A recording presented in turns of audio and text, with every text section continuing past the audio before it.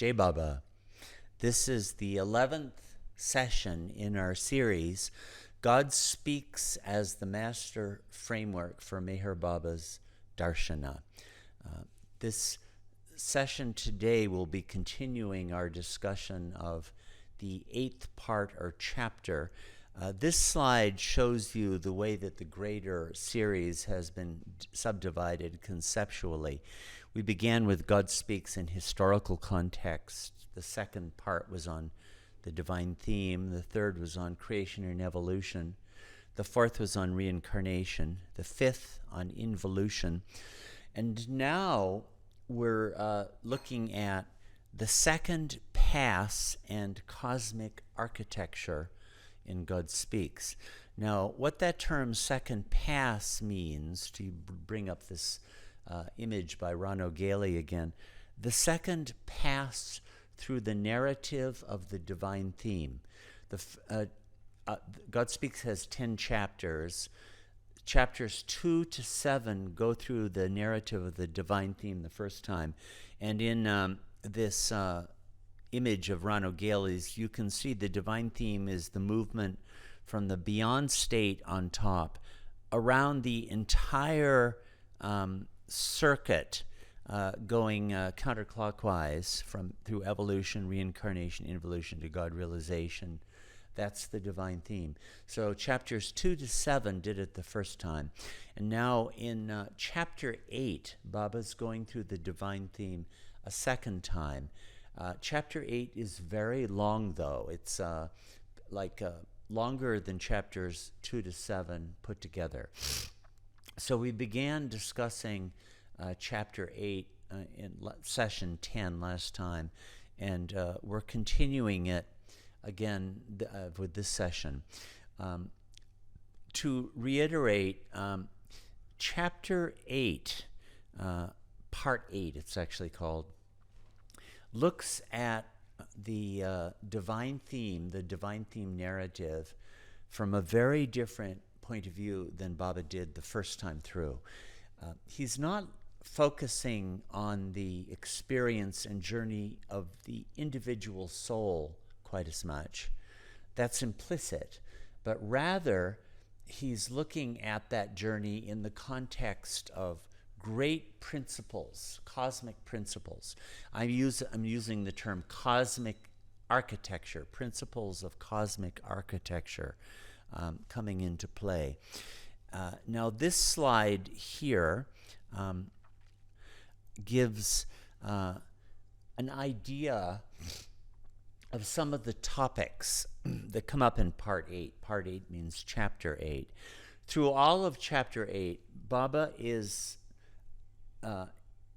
implicitly tracing through the narrative of the divine theme, from God's original beyond state through the creation of the universe, evolution, reincarnation, involution, realization of God. And then there are other things at the end that we'll come to next time. That's always in the background of chapter 8. But while he does so, he brings up other great principles, divine principles. And these are some of them.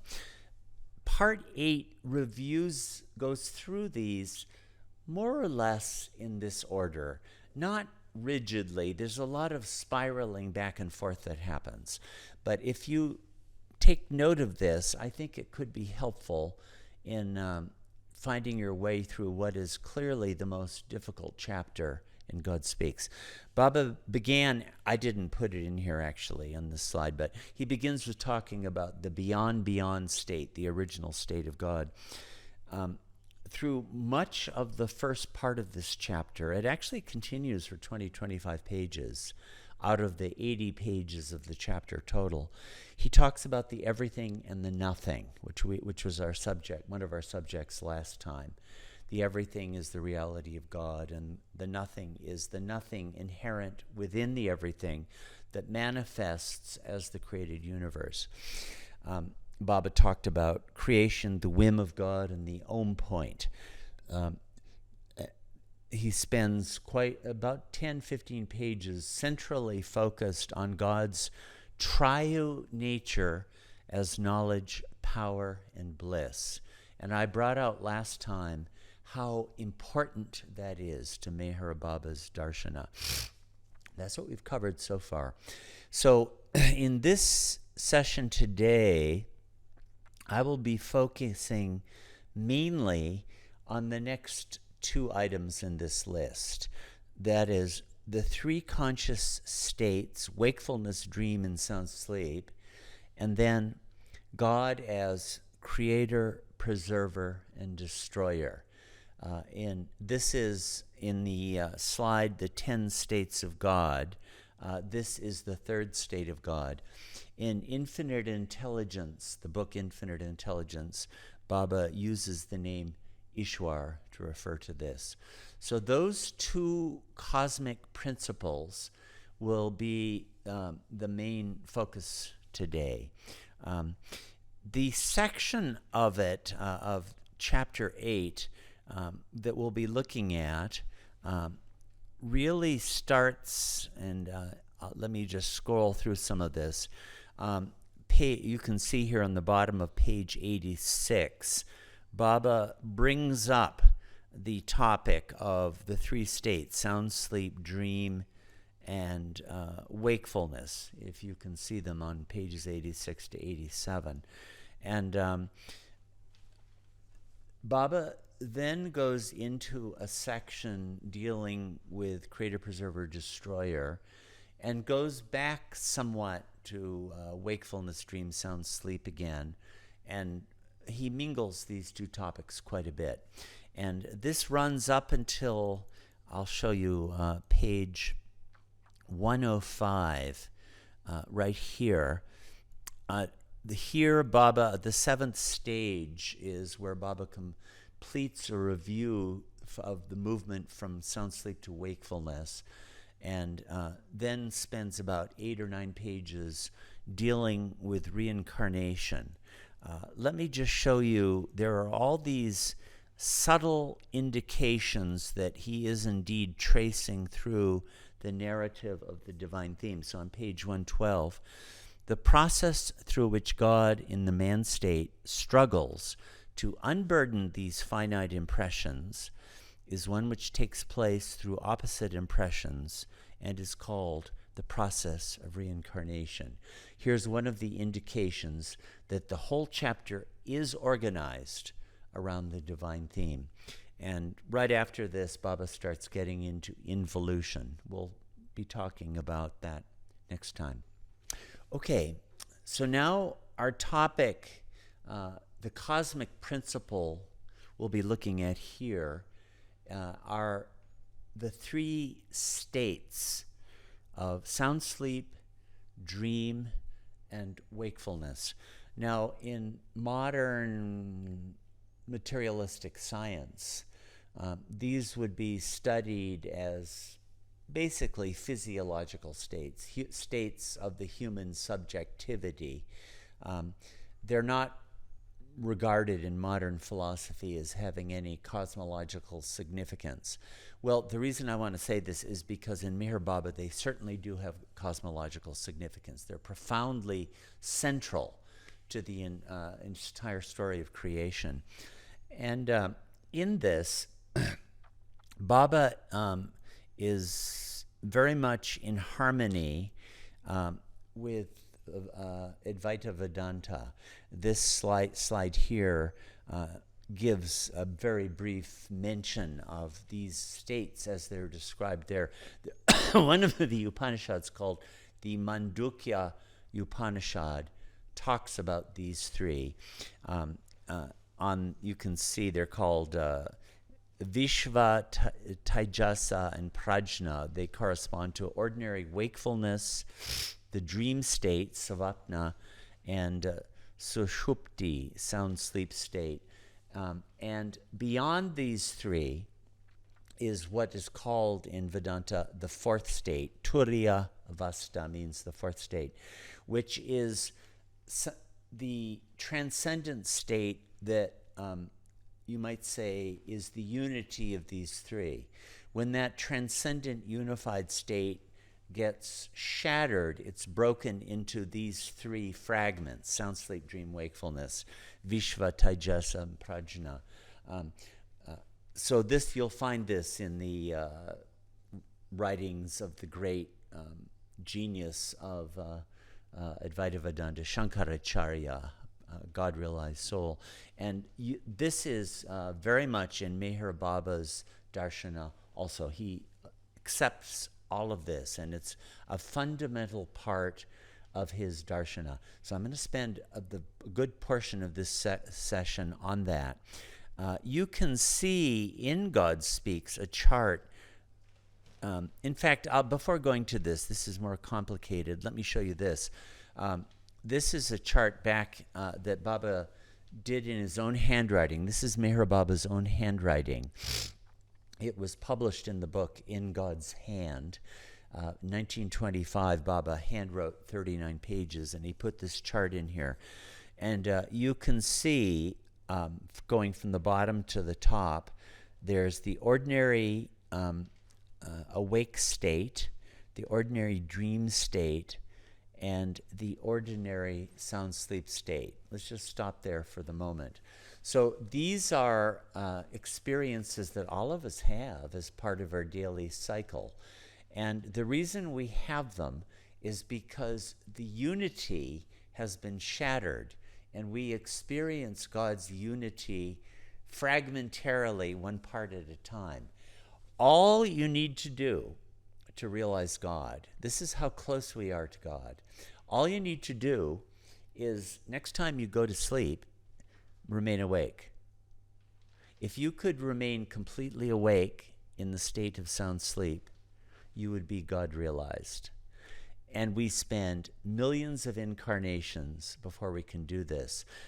This is to illustrate the point that we're so close to God. The reason we have a hard time finding God is that we're too close. We've just broken that unitary state into three.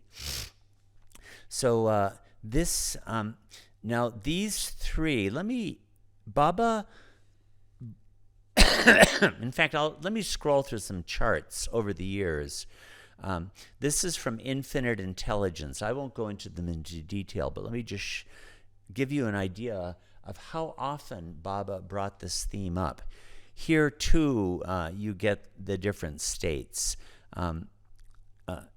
This is from here is sound sleep at the bottom, dream state next, full gross wakefulness, divine dream, and super consciousness is wakeful sound sleep. This table shows the same thing. I'll come back to this later. All of these are illustrating the same basic idea. Here in this Baba's talks to the Meher Ashram boys, this particular illustration Baba gave of the very same idea.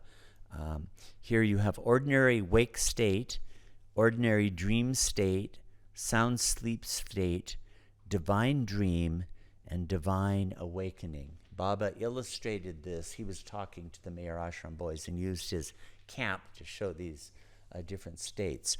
Now this is illustrating, all of these charts I just showed you illustrate how Baba turned 3 states into 5 states. And this is a point worth understanding, actually. These 3 states we know as part of our daily cycle. We're awake, we dream, and we go into sound sleep.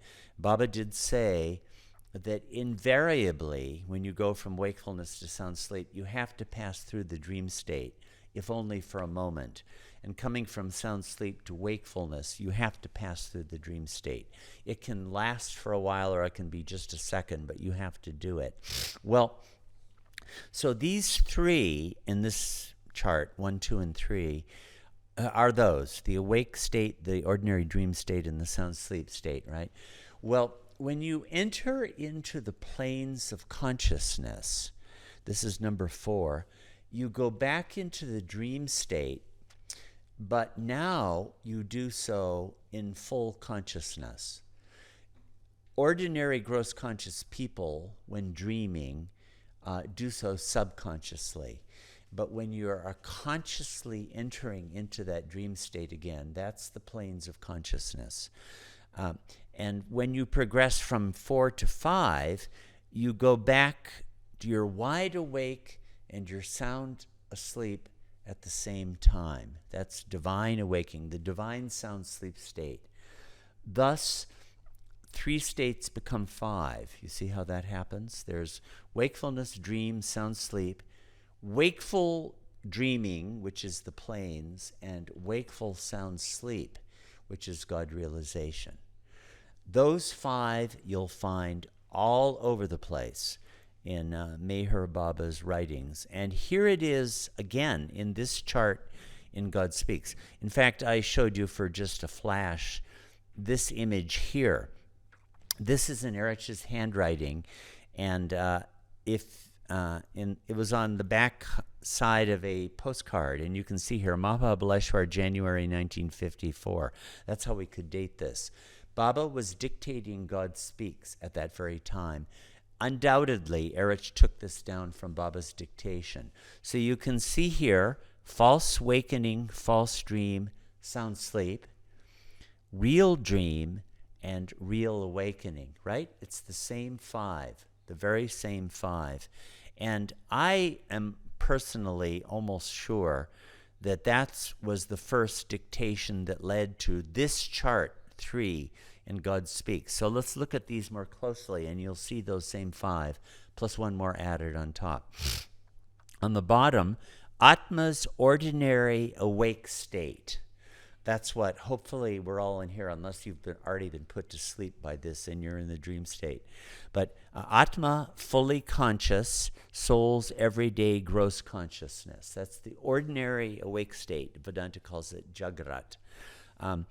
Then here, the next up, is Atma's ordinary dream state. Atma, semi-false conscious, soul's subconscious state. We pass through that in sleeping, both going to sound sleeping and coming back. In the middle, you have Atma's unconscious sound sleep state. Atma is fully unconscious at this point. Now, in the middle, you can see Atma's unconscious sound sleep state, where Atma is fully unconscious. So we enter into this every night. Actually, physiologically, you have to experience this or your brain collapses. Even science recognizes this. So you see these 3 from the bottom to that third one, that's our daily cycle. All of us do it. And Baba said that every Jivatma in creation does this. Even stones do. Even stones pass through this cycle, let alone ants and birds and dogs and everything else. Every Jivatma has to go through this daily cycle. Now, when you go above this to Atma's divine dream state, this is experienced by advanced souls on the planes of consciousness. Ordinary people don't. But notice you go back into the dream state again, but now you're fully conscious of it, and you experience it in the form of the planes. And the next one up, Atma's divine awake state. Atma fully and really conscious. So this is God realization. And at this stage, the Atma is experiencing sound sleep in full wakefulness. It doesn't say it on this chart, but many other places Baba does. So all that is needed is to combine those states of sound sleep and wakefulness. You see how close we are to God. I said this before, but emphasize that again. We've just broken the unity of God into pieces, and we experience it as part of our daily cycle. Now, this chart adds another to that, which I won't really go into, but just so that you're aware of it. This is the state of God-realized souls who are creation conscious also. So the very top one, Atma fully and simultaneously conscious of the real and the false. We'll go into that later on. But this particular chart, which you'll find right in the center of this section of God Speaks, is on this very theme. So you see how the 3 becomes the 5. Baba starts talking about this topic in God Speaks, on page right here.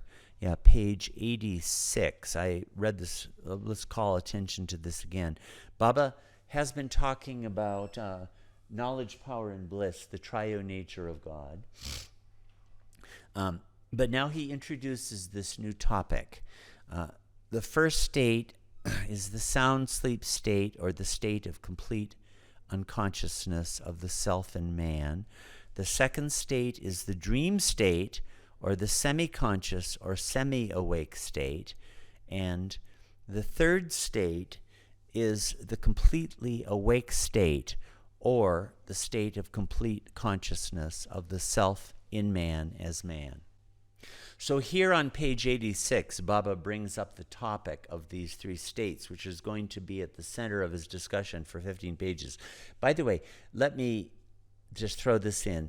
This particular part of God Speaks, from about page 86 to 105 or so, in the second edition, third printing, which is our standard edition, I would call the most difficult part of God Speaks. So we're right in the very thick of it with this particular session.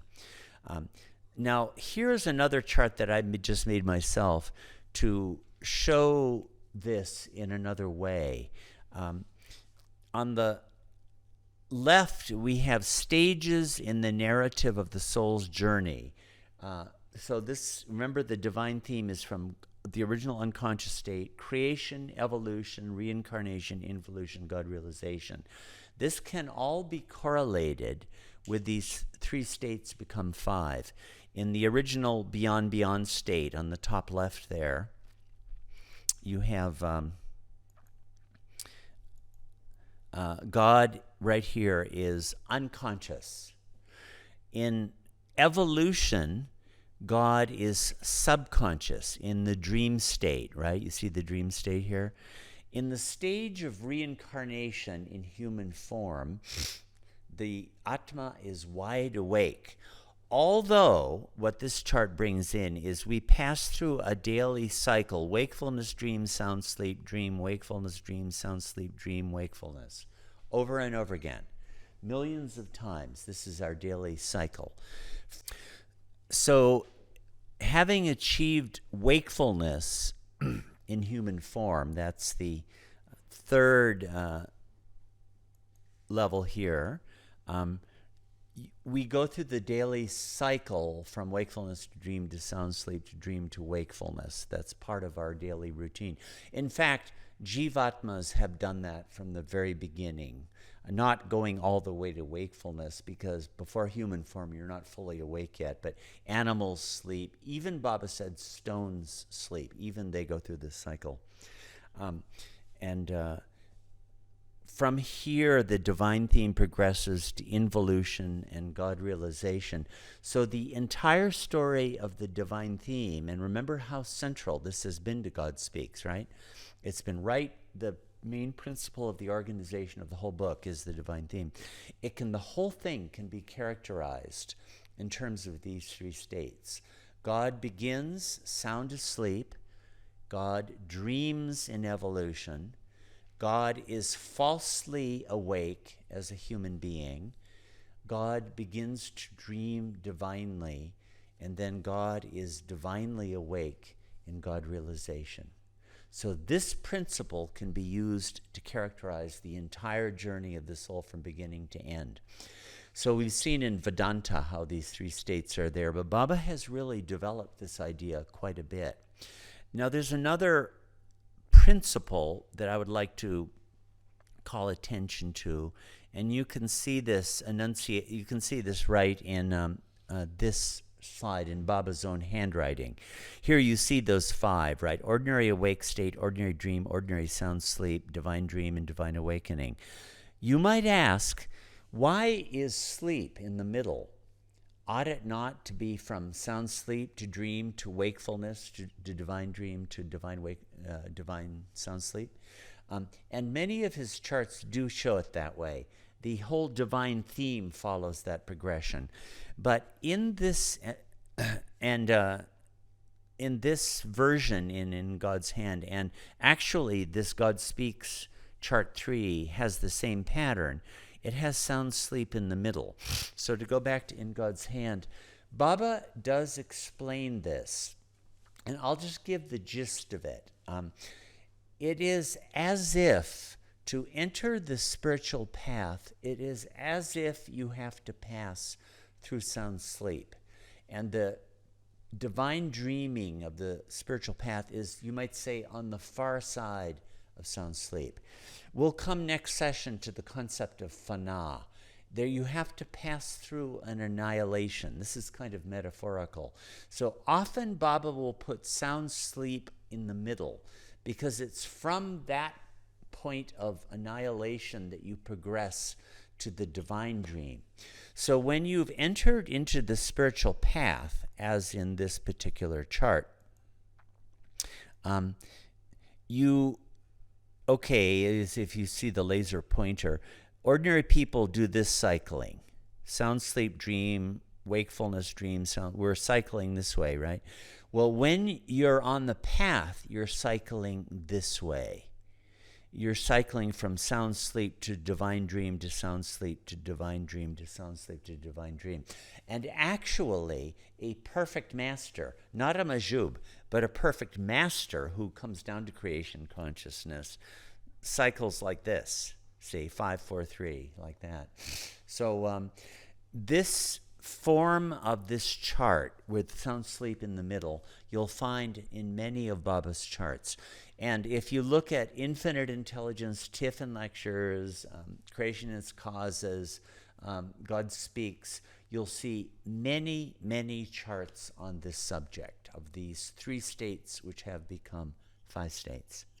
Okay? So this is central to Meher Baba's Darshana. And Baba brings it up, as I said, on page 86 of God Speaks. And then he comes back to, you see, this is that chart 3, which is right on facing page, 80, I think facing page 95. When Baba gets to this point, about page 98, he goes through an extended analogy. You can see it here. This is page 99. First stage, second stage, and there's third stage, fourth stage, fifth stage, sixth stage, seventh stage. It goes on for about 5 or 6 pages. Here is what Baba is doing at this part of God Speaks. He's going through an analogy comparing the process of an ordinary man waking up from sound sleep to full wakefulness. On the one hand, he's comparing that to God waking up, progressing through the entire series of evolution to human form. You see the analogy? What we go through waking up each day is the same thing that God goes through creating this entire universe of multiple forms up to human form. So these 7 stages are all a development of that analogy. I won't, in these sessions, I'm not able to do a lot of close readings of the text because that would take us another 20 sessions. It's so, there's so much to it. So I'm just giving you a summary picture of it all. But in going through these 7 stages, Baba does not review the 7 kingdoms of evolution, which we talked about in a previous session.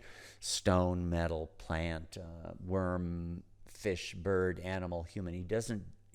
These don't correspond to that. It's 7 stages where gradually there's a little bit of subconsciousness, there's more subconsciousness, then there's a full subconsciousness where the Atma is almost at the verge of experiencing full wakefulness in human form. Then it's morphally, where it's just about to be awake. Then it's on the very verge in the fifth stage of being wide awake in human form. So he's always talking about the movement towards full consciousness in human form.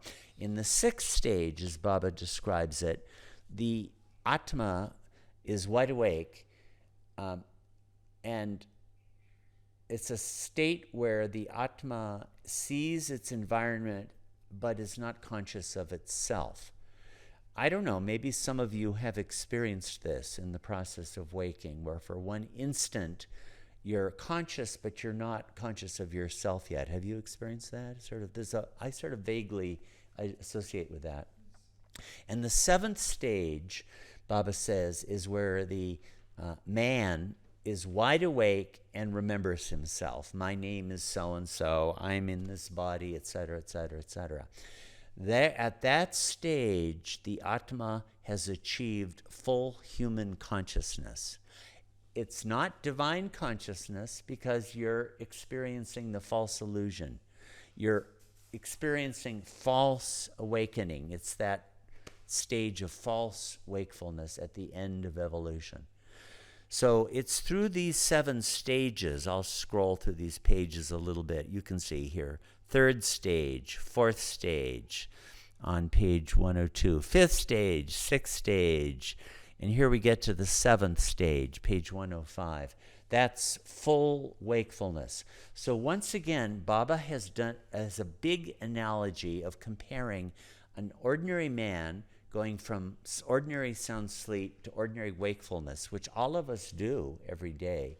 He's compared that with the progress of evolution from God's original beyond state to the creation of the universe, the evolution of all these different forms up to the evolution of human form. These two retrace the same movement. So this portion of God Speaks develops that.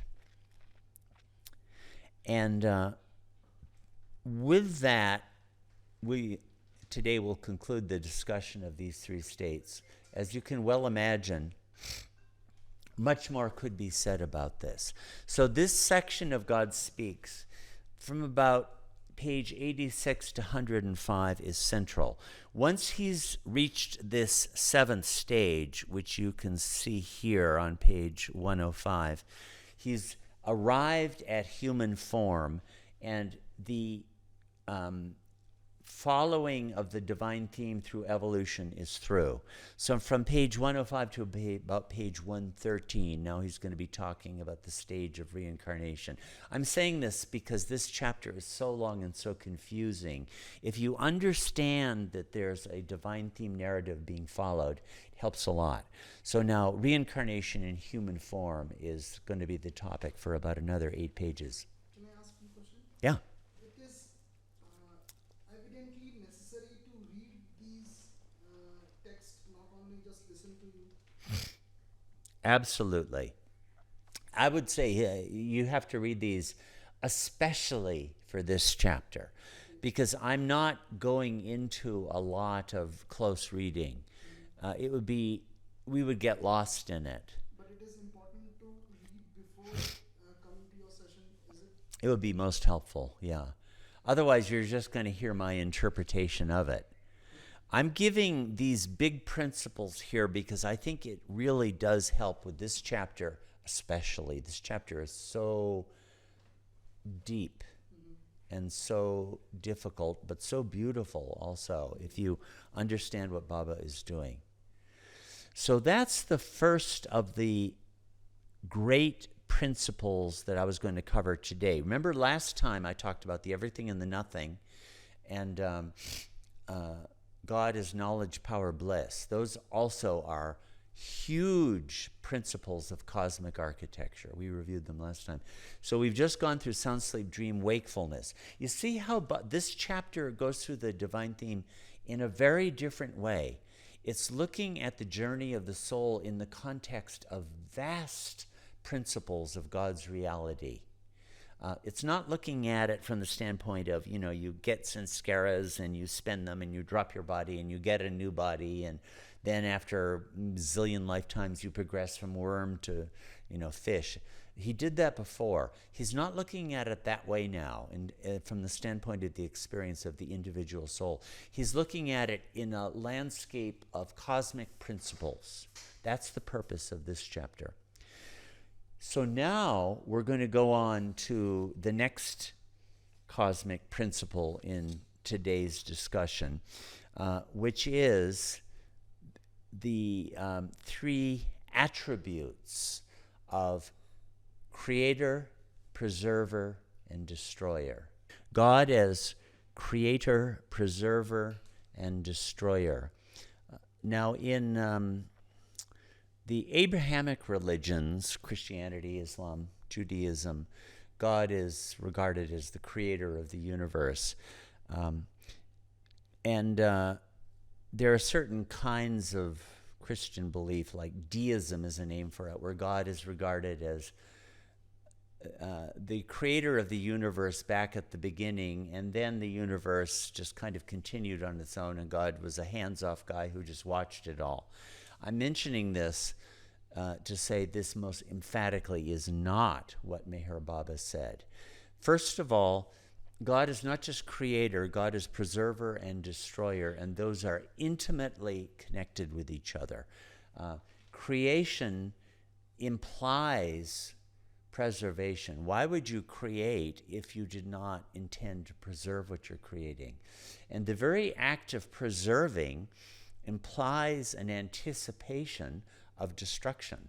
Why would you preserve it if you did not envision a destruction at some point? We have a big archives division here in Mehrabad and other places, and why would you have an archives to preserve it if you were not anticipating it's being destroyed at some point? So these three are ineluctably connected with each other. In fact, they are the same aspect of God in three parts: creator, preserver, destroyer. Now, in Hinduism, there's a lot of understanding of this. You have, concepts of like Brahma, Vishnu, Mahesh. Brahma is creator, Vishnu, preserver, Mahesh or Shiva as the destroyer, and Dattatreya is an image of the three combined. In Infinite Intelligence, the book Dictations Baba gave in 1926, Baba talked about this a lot. If on both of these themes of today's discussion, the triad of wakefulness, dream, sound, sleep, and creator, preserver, destroyer, it's really essential to get a complete view of Baba's presentation on this, to read Infinite Intelligence. I would say on these two topics particularly. So I'm going to be interrelating these a lot. But again, creator, preserver, destroyer is not something that happened at the beginning of creation in Meher Baba's account. It is happening at every instant. And in fact, it is the precondition of our experience. And I'll be explaining that in a minute. But here in this chart 2 in God Speaks, you can see Baba bringing in, okay, on the top there's the beyond state, then there's beyond God. We'll be talking about that when we get to the 10 states of God. But this next one here, God as creator, preserver, destroyer, conscious of illusion, and unconscious of self. I won't talk about this much today, but God as creator, preserver, and destroyer does not have the I am God experience. Why? Because he's a workaholic. He's constantly focused on creation and never for one instant focuses on himself, and thus does not have the I am God experience. So this is another interesting characteristic of Baba used the name Ishwar. It's a kind of a standard word in Hinduism, used in many ways. But in Infinite Intelligence, Baba used it very specifically for God as creator, preserver, destroyer, Brahma, Vishnu, Mahesh. He doesn't use that word in God Speaks, but the idea is the same. So here you can see these three aspects, creator, preserver, destroyer. And in this 10 states of God chart, here you have it again. Here's God in the beyond state, beyond state, God in the beyond state. And the third one is the one we're talking about here. God is emanator, sustainer, and dissolver. This is operative constantly in every part of creation, in every instant, in every moment of creation. Okay, so now I think we're all prepared to jump into what really must be one of the very most difficult parts of God Speaks. But I'm sure that everyone is up to the task right now, where Baba explains how this operates through the course of ordinary experience. And I'm on this page 88 through 89 of God Speaks, where he gets into this. And here is how Baba introduces the topic. He says, sometimes it happens that you have a dream of something that actually appears in your life later. You might dream of a person, and then at a later time you actually meet that person. I've never had any spiritual experiences at all, but I had one prophetic dream.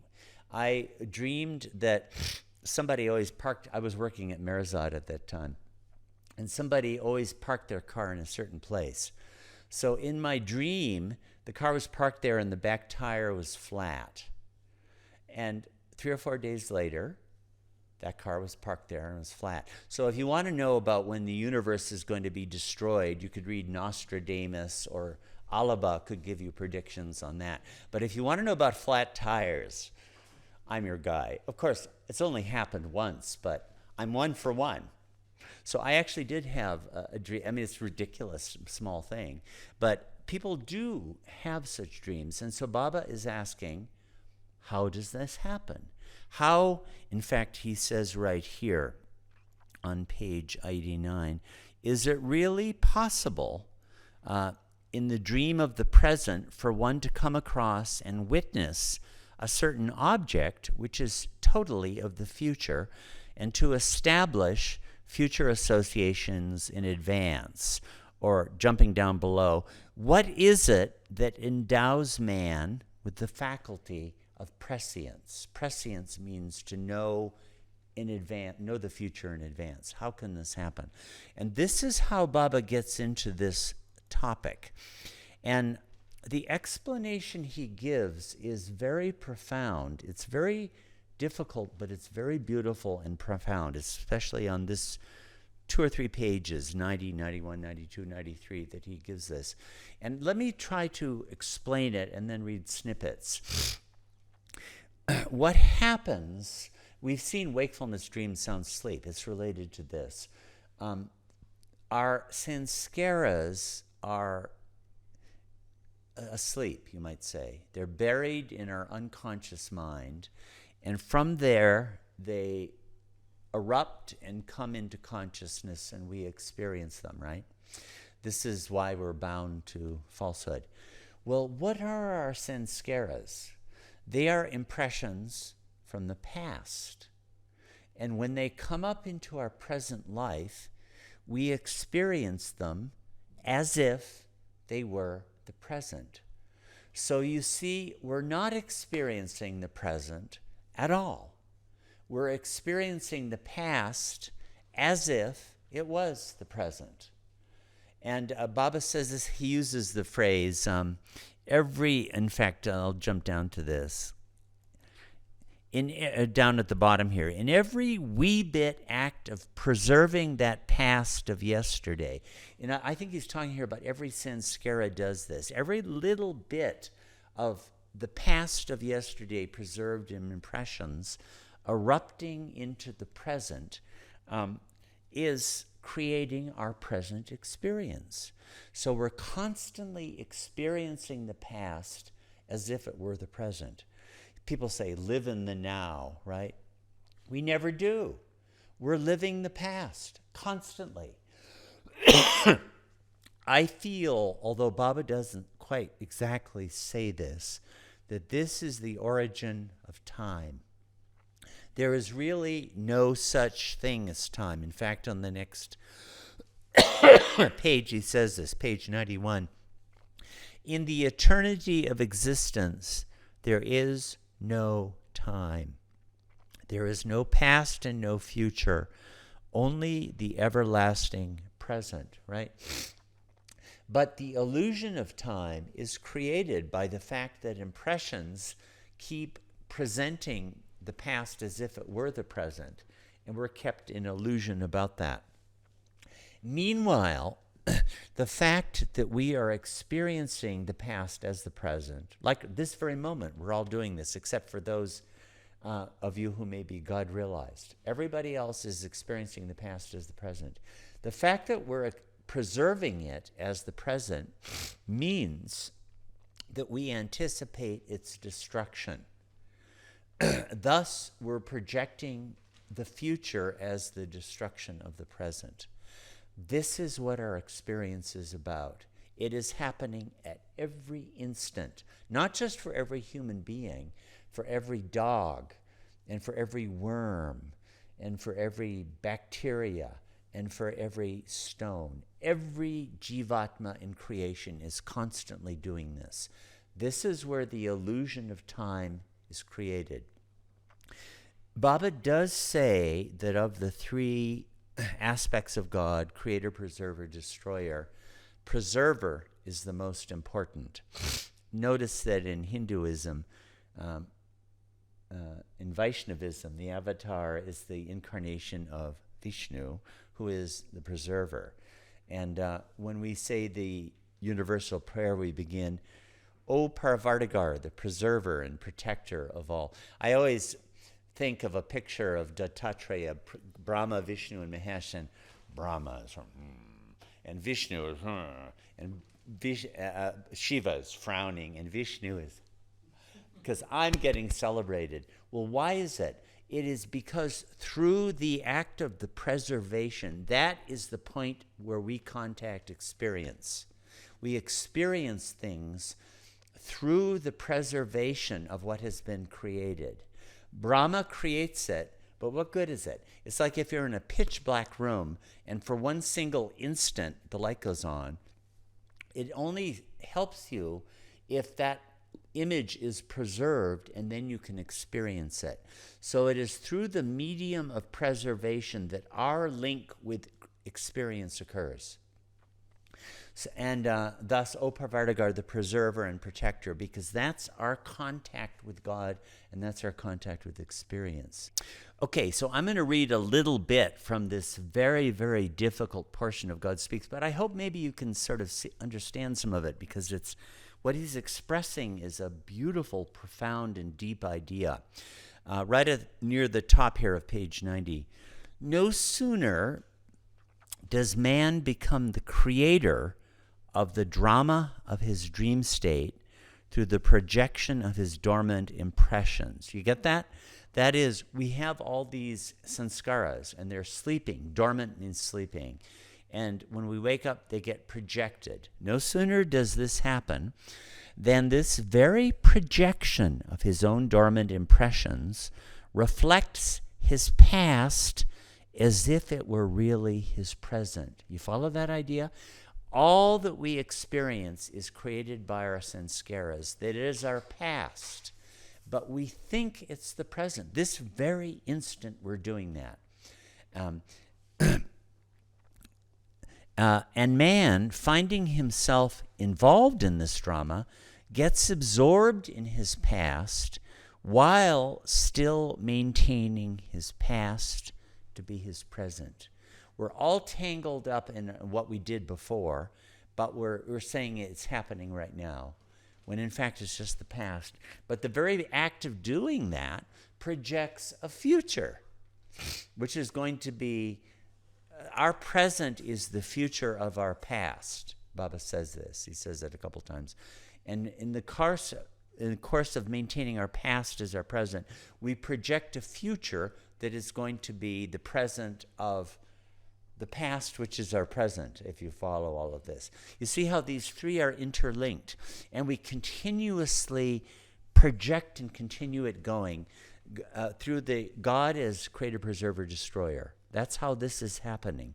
Creation of the past as the present, preservation of the past as if it were the present, and destruction of the present by the movement into futurity. In this manner, although all the time remaining in the present, the man inadvertently and unknowingly continues to preserve his past. You see, sanskaras are how, you get that? We're preserving our past by making our sanskaras live again, maintaining to be his present. But when man continues to preserve his past, he, being at the same time the creator, also concurrently becomes the preserver of his own creation through his spontaneous associations with the objects in the drama of his dream state. So I'm Brahma because I'm creating my sanskaras into the present, but I'm also acting as Vishnu by preserving them and maintaining these impressions as the scene of the drama that I'm living out right now. These very associations, though inadvertently established, maintain the continuity of the drama and endow the creator with the role of the preserver as well. In every wee bit act of preservation of all that which has passed, and I think Bob is referring here like to sanskaras. Every sanskara does this. You know, we have zillions of them. It's not just like whole, scenes. It's all these sanskaras are coming up and presenting us to this complex weave that we take to be our present experience. Many, many past sanskaras and past moments are doing this all the time.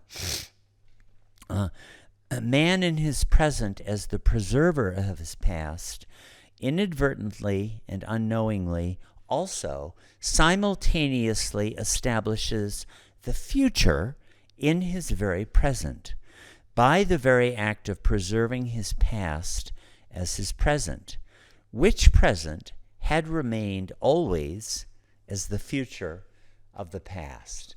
So this is one of those sentences you might, when a group, spend 10 or 15 minutes trying to work out. So I hope you can see the basic process which Baba is describing here. This is time. This is how time comes into being.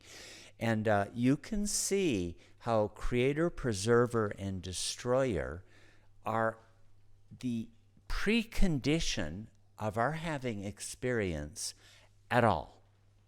We cannot experience anything unless Brahma creates the present by bringing up our sanskaras, preserves it and holds it before our view, and then destroys it so that we can pass on to the next thing. So this whole section, pages 89 through 93, go through this a lot. We could spend much more time in this, but just to sort of wrap this up with a few more things. This is a figure from Infinite Intelligence which deals with the same topic. And here you can see on top, he calls it unconscious Parameshwar. So this is the sound sleep state. As Baba goes through this in the daily life cycle of this typical stone, and then he does it again for the typical human being. The obvious implication is that this happens for every jivatma in creation. Everyone goes through this. So let's take the stone because it's less intuitive. The stone is sound asleep, and then here on the right, if you can see, Brahma creates the universe. He actually describes it. He says creates the subtle universe. That is to say, the dream state universe. I'll use that language. Creates the dream state universe, and Vishnu, the preserver, preserves it. in that state of preservation, you have here R, that is the rock. R means realize, but I'll say it means rock. The rock experiences the dream state as if it were real. Now let's suppose it's not time for the rock to wake up. It's got another hour of beauty sleep to go through. Well, then Mahesh destroys the subtle universe and the rock goes back to sleep again. Okay, well, now it's really time for the rock to get up and to put in a day's work of being a rock. Brahma creates the dream state universe, Vishnu preserves it, and then going further down, Brahma creates the gross universe, the wide-awake state universe, and Vishnu preserves it. At this juncture, the rock experiences the gross wide-awake universe in wakefulness as much as a rock is ever awake. I mean, the consciousness is minuscule. But you see, we human beings do this too. When it's time to go to sleep again, Shiva or Mahesh destroys the gross universe, and since there's no universe to experience, the rock reverts to the, Baba here calls it subtle universe. The language is different in infinite intelligence. Let's say the dream state universe, and when Shiva destroys the dream state universe, the rock goes back to sleep. You see, every Jivatma in creation experiences the dream state and experiences the wide-awake state by virtue of the activity of Brahma, Vishnu, and Mahesh, creator, preserver, destroyer. And as God Speaks was explaining, every moment of experience is dependent on the activity of creator, preserver, destroyer. That is how we experience. So you can see how this state of God, the third state of God, is most intimately involved in our experience all the time. We could not experience anything if Brahma, Vishnu, and Mahesh were not continuously acting. In fact, there are some implications in this new book about to come out that this trinity of Brahma, Vishnu, Mahesh exists for every Jivatma in creation. There's a universal. And I'll conclude just by calling your attention to this portion. Okay, page 109 here. Baba talks about creator, preserver, and destroyer. And he says that the creator aspect of God takes your sanskaras and creates them as the present reality.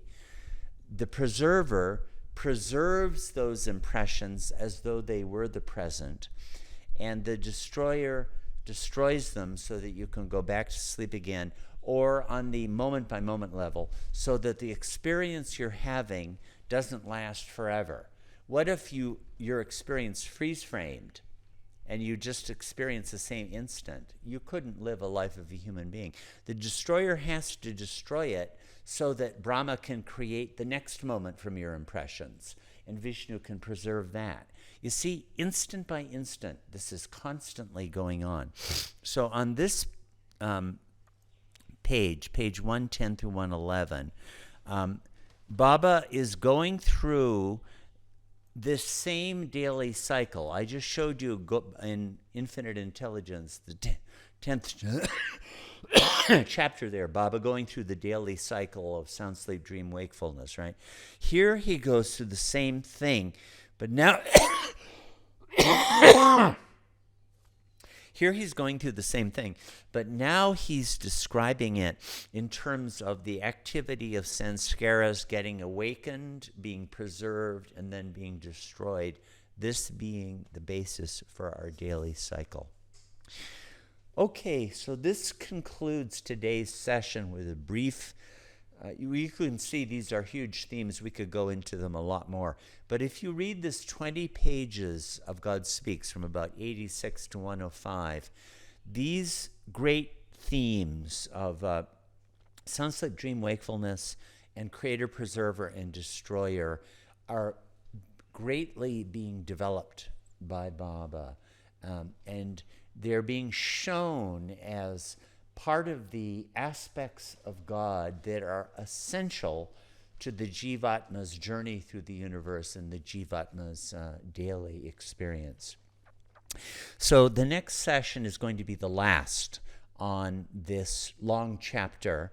We're going to cover about 40 pages, but I actually think this is less difficult than what we've been covering. I think the section we went over today is one of the most difficult and most subtle and most revealing sections of God Speaks. If you take the time to really pore over it, it's very challenging reading, no doubt.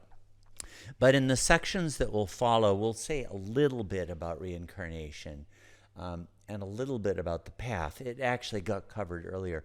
But then we'll be talking about things like Phanabaka, about the spiritual hierarchy and the avatar.